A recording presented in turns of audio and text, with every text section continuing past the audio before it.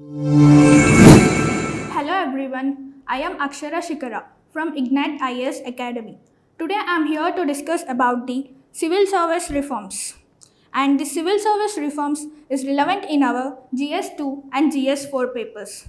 Before going into the topic civil service reforms, let us know the importance of April 21st. As we all know, the April 21st is celebrated as the National Civil Service Day. So let us know why the Civil Service Day is celebrated on 21st April. It is because the Sardar Vallabhbhai Patel, who is the Home Minister of our independent India, has addressed the first batch of the civil servants at Metcalfe House in New Delhi. And in his inspiring speech, he also addressed the civil servants as the steel frame of India. Now, let us know the theme of the Civil Service Day 2023. It is nothing but Vikasit Bharat. Vikasit Bharat means empowering the citizens leading to the last mile. Now, let us look into the awards which are given to the civil servants in India. The first award here comes is PM Awards for Excellence in Public Administration. It is presented by our PM every year on April 21st. And it is given to the district collectors who perform well in the programs and give to the economic development. And the second award is G Files Award. It is presented by the G Files magazine. It is one of the national magazine of bureaucracy and governance. And it is also a national award presented to the district collectors every year. Now let us go into our topic, that is civil service reforms. Before going into our topic civil service reforms, let us know the problems faced by the civil servants at present. The first problem here is resistance to changes. It was identified by Second ARC Commission. Resistance to changes is nothing but the civil servants at present are reluctant to adopt the new roles and responsibilities. For example, we can quote the 73rd and 74th constitutional amendments. The 73rd and 74th constitutional amendments which made the rural and urban local bodies which gave them the self-government, but the intended vision was not achieved. It is because it is the reluctance of the civil servants to adopt the new roles and responsibilities.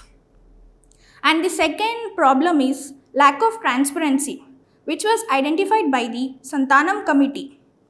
Actually, there is lack of transparency and accountability, and there is no safety to any whistleblowers. And the third one is arbitrary transfers. It was identified by the Fifth Commission. There are arbitrary transfers which leads to the lack of institutionalization. For example, we can quote Ashok Kemka, who was an IAS officer, Ashok Kemka, who was an IAS officer who was transferred for almost 47 times in his 25 years of career. Now let us look into the rule book bureaucracy. Rule book bureaucracy is nothing but the civil servants will follow rules and regulations mentioned, but they do not consider about the citizens' needs. So there is no citizen-centric development, which will also lead to the red tapeism. And the next is absence of fixed tenure. It is identified by the Hota Committee. The Hota Committee said there should be fixed tenure of 3 to 5 years. It is because the civil servants will grow themselves in 3 to 6 months and they will identify the problems of the particular district, then they will proceed to the services and lead to the economic development of that district. Now the last problem is corruption. This was also identified by the Santanam Committee. And the Santanam Committee also identified the causes for the corruption. They are administrative delays, high workload, use of personal discretion due to loopholes. Now let us go into the reforms which are suggested by the various committees in civil services. This is the main topic of our present discussion. So, the first stage is stage of entry. In this stage of entry, various reforms were proposed to the civil servants. So, one of the committee, the second ARC committee, which was proposed the following recommendations.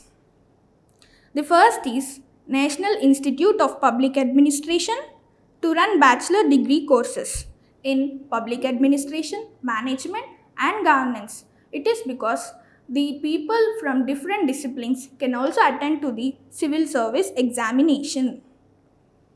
And the second is other modes of induction.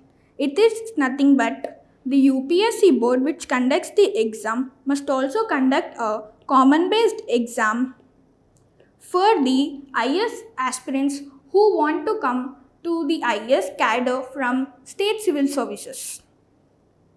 And the third is disciplinary proceedings. Here, the UPSC board must be definitely consulted in order to take the disciplinary proceedings against the civil servants. And the next is training and capacity building. In order to enter into the cadre, the aspirant has to undergo the training, which is mandatory, and he has to undergo the training when he is in cadre also. And the last in stage of entry is motivating civil servants. The civil servants has also should be motivated with the awards, as we have discussed PM awards and G-Files awards. And the awards must also be given at the state level and district level also. Now let us look into the second stage, that is recruitment. In this recruitment, the Alag committee has proposed the testing the candidates in a common subject then the optional subject. And the second recommendation is introduction of aptitude leadership tests, which was recommended by the HOTA committee. The HOTA committee also recommended that the aspirants have to be given the 1 month of time after the interview in order to exercise their option of services. And the third is Baswan committee. The Baswan committee has recommended that there must be an assessment in order to know the requirement of the IS officers and also in promotions. Now let us go into the third stage, that is training. Here the Yugandhar committee has proposed that there must be 3 mid-career training programs, that is at 12th, 20th and 28th years. It is because in these years there is a major shift of the economy. And the second is inculcating of the ethical values by implementing the code of ethics. Nothing but the civil services have to inculcate themselves of the values integrity, morality, etc. And the fourth stage is evaluation. In evaluation, there must be institute goal setting and tracking. It is nothing but the civil servants must be assigned with the goals and the performance of them has to be tracked periodically. And the second is compulsory retirement for underperforming officers. It is nothing but when the goals are given to the civil servants and if they are underperformed, they must be retired. And the third is institute the Smart Performance Appraisal Report Recording Online Windows, Sparrow, in every central and state cadres. And the next fifth is domain expertise. Here, the Surendranath committee has proposed the 11 domains, out of which in three domains the civil servants has to be expertised. The HOTA committee has also proposed the same.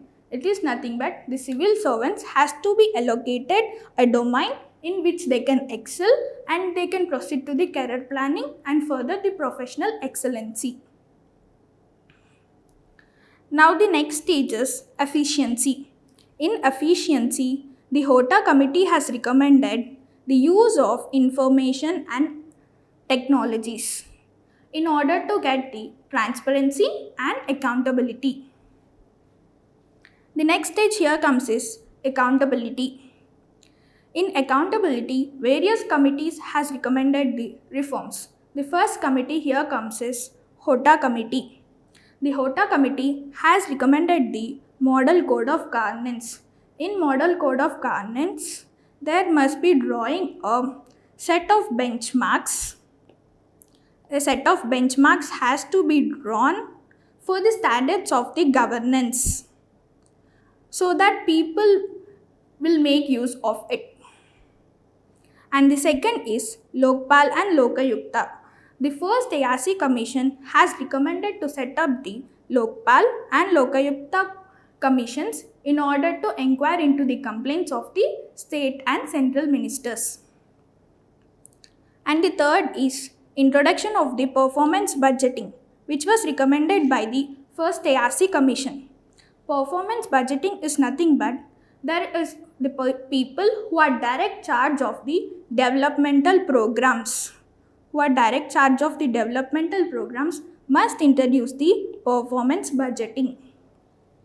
And the fourth is Constitution of Civil Central Vigilance Commission, which was recommended by the Santanam Committee. And the fifth is offering of bribes should be made a substantive offense. This was also recommended by the Santanam Committee. Substantive offense is nothing but the offense which is completely responsible to itself and not to the others. And finally, the recommendation of accountability is Santanam Committee has recommended the changes in Article 311 of the Indian Constitution. And the next stage is performance appraisal. In this, the HOTA Committee has recommended for the performance assessment, in which great emphasis is laid on the objective assessment. And the second has recommended by the Surendranath Committee. Here, the Surendranath Committee has proposed that performance appraisal should be primarily used for overall development of an officer. It is nothing but the officer has to be placed in that domain in which he is competent enough. So these are certain reforms which are given by the various committees. Now let us look into certain government measures. First is Karma Yogi. It is national program for civil service capacity building. Let us look into the salient features of the mission Karma Yogi. The first comes here is shift from rules based to the roles based. It is nothing but the civil servant aspirant has to shift to the role based, that is, he should be placed in that domain in which he is competent enough. And the second is transforming from offset learning to the on-site learning. It is nothing but the training has to be taken place on-site. And the third is linking training and development. And fourth is transforming training institutions.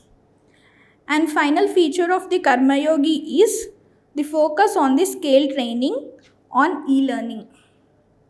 Here are the 6 pillars of the mission Karma Yogi. The first pillar is policy framework. As I have already mentioned that the civil servants has to be placed in that domain in which they are competent enough and they can proceed to their career, so that economic development also takes place. And the second pillar is competency framework. Here, as I have already mentioned in the features, there should be rule to rule based. It is nothing but again the civil servants must be shifted from rules to roles based. And the third is institutional framework, which is oversight by the PM Human Resource Council. And the next is IGOT Karma Yogi. IGOT is nothing but integrated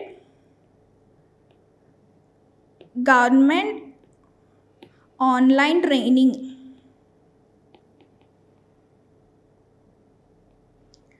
A digital platform. It is for the e-learning.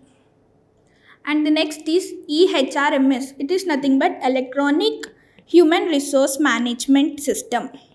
Human Resource Management System.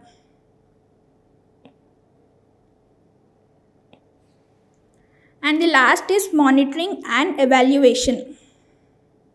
Here, the civil servants must be given with certain goals and the performance has to be tracked periodically and it should be evaluated.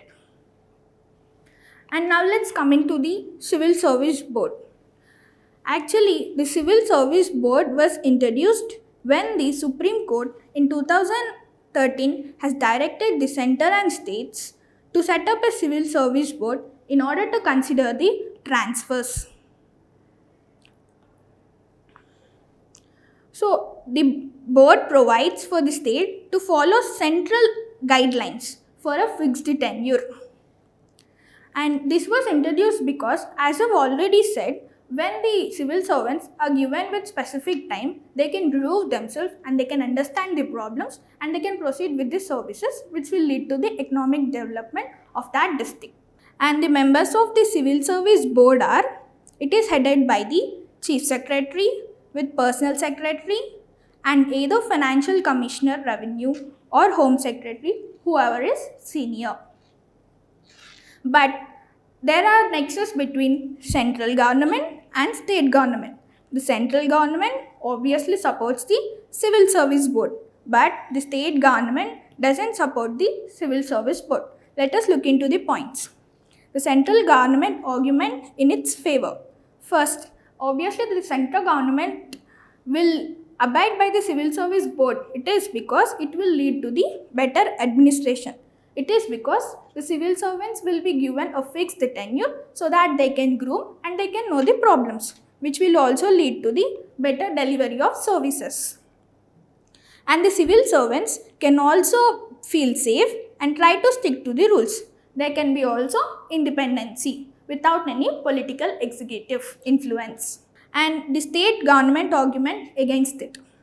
Here, why the state government is opposed? It is because the Civil Service Board is encroaching into the authority and jurisdiction of the state government.